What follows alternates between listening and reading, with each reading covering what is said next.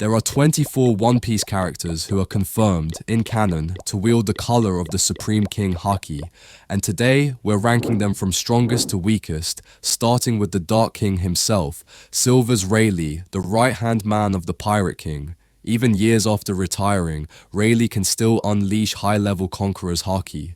What makes him terrifying isn't just raw power, it's control.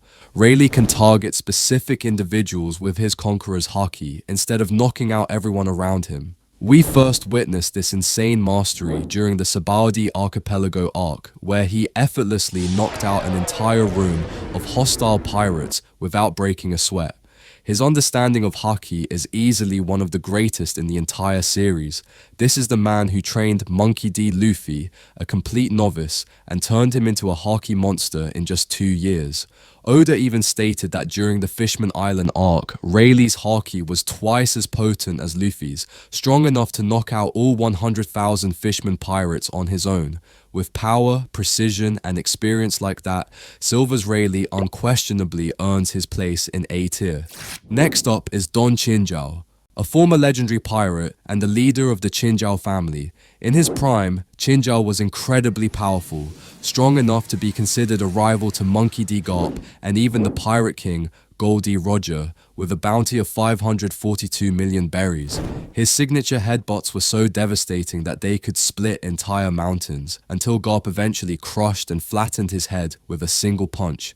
Chinjao is also a confirmed Conqueror's Haki user, as he knocked out multiple competitors without even laying a finger on them. Considering his strength, reputation, and Haki ability, Don Chinjao comfortably earns a spot in B tier. Next up is Boa Hancock, the Pirate Empress, the current captain of the Kuja Pirates and the only female warlord of the sea. Boa Hancock has confirmed herself to be a user of Conqueror's Haki. However, so far in the story, we haven't actually seen her actively use it in combat. Instead, Hancock mainly relies on her Devil Fruit abilities during fights, overpowering enemies through sheer presence and petrification rather than Haki dominance. Because of the lack of on-screen Conqueror's Haki feats, Boa Hancock is placed in D tier for now. Next up is Yamato, the son of Kaido. Being Kaido's child, it's no surprise that Yamato possesses the color of the Supreme King. This first manifested when Yamato was running wild through Onigashima as a child, knocking out Kaido's subordinates with pure Conqueror's Haki. Yamato also shows advanced Haki mastery, capable of coating his weapon with Haki, a technique only a handful of the strongest fighters in the world can use. We clearly see this during attacks like Raimi Haka and Shinsoku Hakujaku, where black lightning erupts from his weapon, confirming the use of advanced Conqueror's Haki. However, despite this overwhelming potential, Yamato couldn't last long against a monster like Kaido in a prolonged fight. Because of that, Yamato earns a solid place in B tier. Next up is Kaido, the strongest creature in the world. As one of the 4 emperors of the sea, Kaido stands among the strongest characters in all of One Piece. Kaido possesses an overwhelming level of Conqueror's Haki. During his clash with Big Mom, the sheer force of their Haki created massive lightning bursts, shook Onigashima, and even split the heavens, a feat only the absolute top tiers can achieve. Kaido can also release raw Haki shockwaves powerful enough to tear apart the landscape and blow away his opponents. He is one of the few fighters capable of infusing Conqueror's Haki directly into his weapon, the Hasaikai, with streams of black lightning constantly radiating from it. When Kaido combines this terrifying Haki with his monstrous physical strength, he can knock out supernova like Luffy, Zoro, Kid, and Law with a single strike. Because of feats like these, Kaido unquestionably belongs in S tier.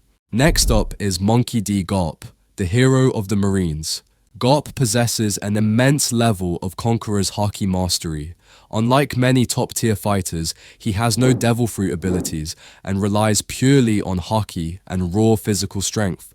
Garp is also one of the few characters capable of coating his entire body with Conqueror's Haki, a level of mastery reserved for legends. We saw this during the God Valley incident, where Garp withstood a combined attack from Charlotte Linlin, powered by both Zeus and Prometheus, and emerged completely unscathed after coating himself in Supreme King Haki. He also played a crucial role in stopping Rox D. Zebek, widely considered one of the strongest individuals to ever exist, fighting alongside Gol D. Roger. Feats like these prove that Garp's Conqueror's Haki stands at the very peak of the verse, earning him a well-deserved place in S tier. Next up is Gol D. Roger, the king of the pirates. As the man who stood at the very top of the seas, Roger possessed an unmatched level of Conqueror's Haki. We first witnessed this overwhelming power during his legendary clash with Whitebeard. When their weapons met, their Conqueror's Haki collided without even touching, creating massive, lightning-like shockwaves that rippled across the entire island. The impact was so immense that it split the heavens, pushed back the Moby Dick, and sent trees, clouds, and people flying from the sheer pressure alone. Roger was also capable of infusing his Conqueror's Haki into his sword, Ace, demonstrating the highest level of Haki control. His mastery was so refined that a single strike was enough to send Kazuki Oden flying for miles, despite Oden being one of the strongest warriors of his era.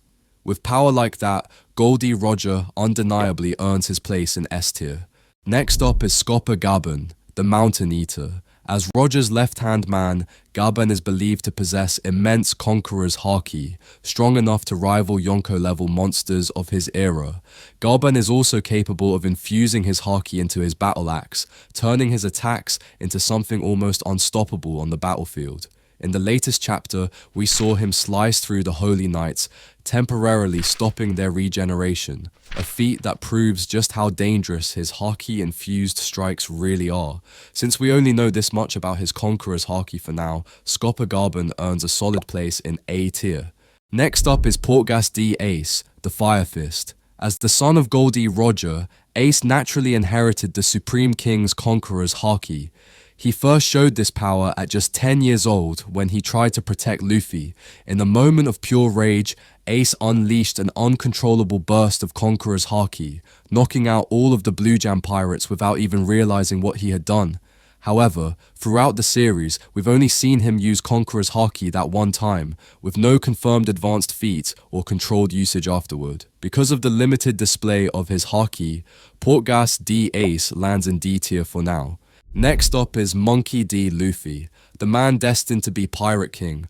Luffy is a highly skilled Supreme King Haki user. He unintentionally used Conqueror's Haki multiple times during Amazon Lily, in Impel Down to help Bon Clay against the wolves, and in Marineford, where he knocked out the Executioner and several Marines while trying to save Ace. After 2 years of training with Silver's Rayleigh, Luffy learned how to use Conqueror's Haki consciously. His first massive display was during the Fishman Island arc, where he knocked out 50,000 Fishman pirates in an instant. Later, during his fight with Kaido, Luffy awakened the ability to coat himself with Conqueror's Haki, allowing him to land devastating blows that could actually injure the strongest creature alive. When Luffy and Kaido clashed, their Conqueror's Haki was so overwhelming that it split the heavens in half, showcasing top-tier mastery. And now, in Elbaf, Luffy is expected to further evolve his Haki to the point where he can damage the Holy Knights, pushing his limits even higher. With all of these feats combined, Monkey D. Luffy stands firmly in S tier. Next up is Roronoa Zoro, King of Hell. As Luffy's right hand, it's fitting that Zoro also possesses Conqueror's Haki. However, he was unaware of this power at first. It wasn't until Kaido pointed it out during their battle that Zoro realized he had the Supreme King's Haki within him. Zoro's first major display came when he used Asura against Kaido, cutting through the strongest creature's tough body with Haki-infused swordsmanship. During his fight with King, Zoro unintentionally knocked out multiple pirates with his Conqueror's Haki without even realizing what he had done. As the battle continued, Zoro went even further. He coated his swords with advanced Conqueror's Haki, allowing him to clash evenly with King and ultimately defeat one of Kaido's strongest commanders.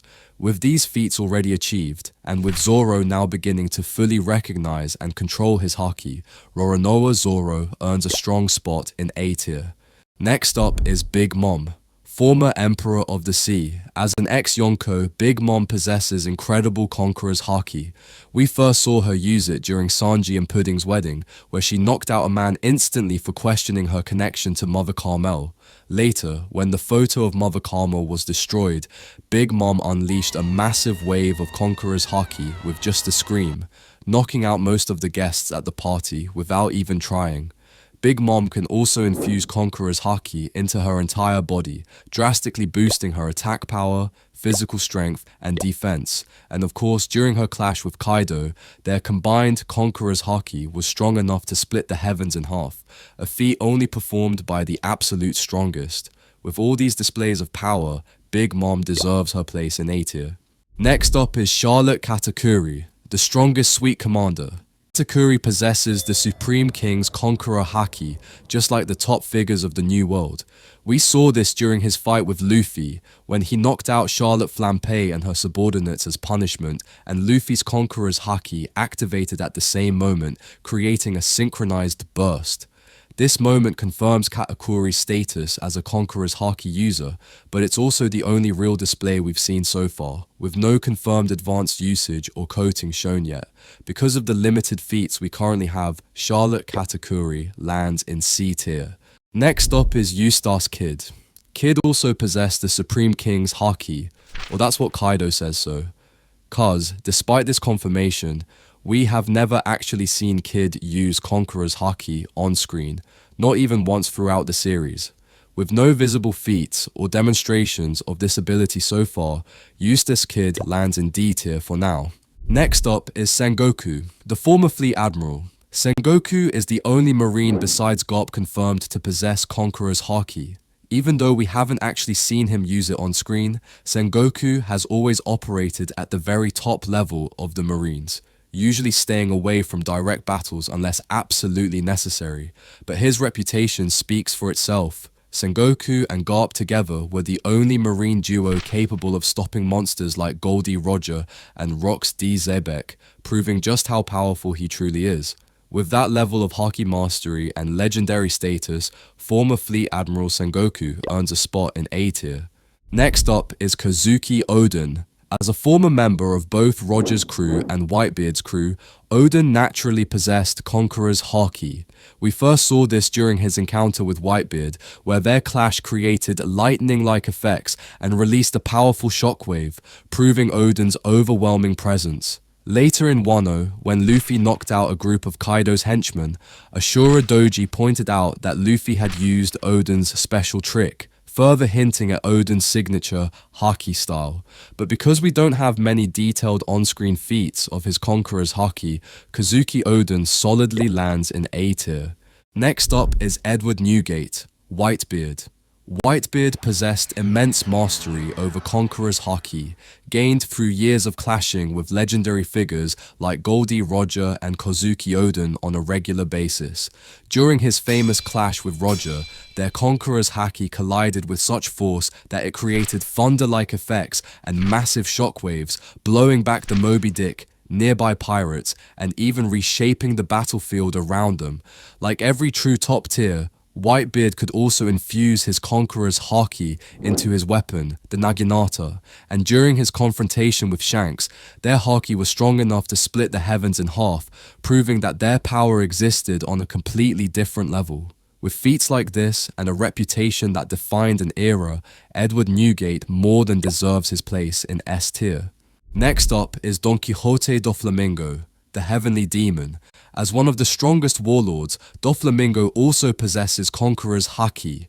We first saw signs of this power when he was just 10 years old. While being hunted and tortured by North Blue citizens seeking revenge, Doflamingo unleashed a burst of Conqueror's Haki, knocking them all out instantly. Over time, he gained full control over this ability.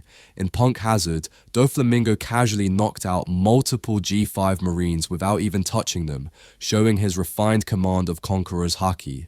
And during his clash with Luffy, we saw black lightning effects, visual proof that Doflamingo could infuse Haki into his attacks, a sign of high-level usage. With these displays of power, Don Quixote do Flamingo earns his place in B tier. Next up is Harold, the legendary king of the giants. As a ruler of Elbaf, Harold is believed to possess immense mastery over Conqueror's Haki. Even though we don't have many confirmed feats yet, the little we do know speaks volumes about his power. Harold clashed head-on with Roxy Zebek, one of the most dangerous Conqueror's Haki users in history, and he didn't back down an inch. Their Haki collision was so overwhelming that everyone within a 5-kilometer radius was knocked flat, showing just how terrifying their presence was. Just being able to stand toe-to-toe with Zebek puts Harold in an elite category. That's why Harold easily lands in the S tier. Next up are the 5 Gorosei. With their status and power, it's no surprise that each of them is shown capable of using Conqueror's Haki during Egghead.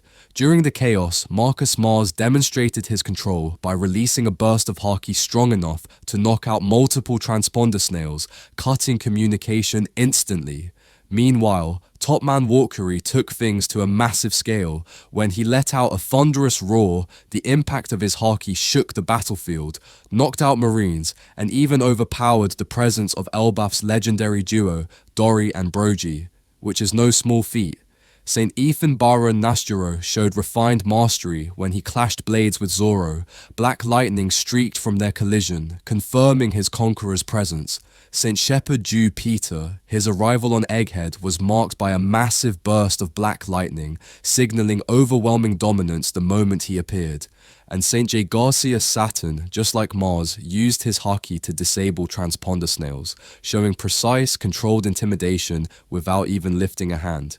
Due to all if-this feats, I'll put them in B tier. Next up is Redhead Shanks. Shanks is widely regarded as one of the strongest Conqueror's Haki users in the entire series, and he was the very first character to ever demonstrate this power in One Piece. We saw it back in East Blue, when Shanks intimidated a Sea King with nothing but a glare, proving that his presence alone could dominate even monsters of the sea. Later, when Shanks boarded Whitebeard's ship, his Conqueror's Haki was so overwhelming that it knocked out dozens of Whitebeard's crew members and even damaged the ship itself. When Shanks clashed with Whitebeard, their Conqueror's Haki split the heavens in half, a signature feat reserved only for the absolute strongest. During the Wano arc, Shanks showcased an entirely new level of dominance. His Conqueror's Haki was powerful enough to force Admiral Ryokugu to retreat, and the most terrifying part is that Shanks was miles away when he did it.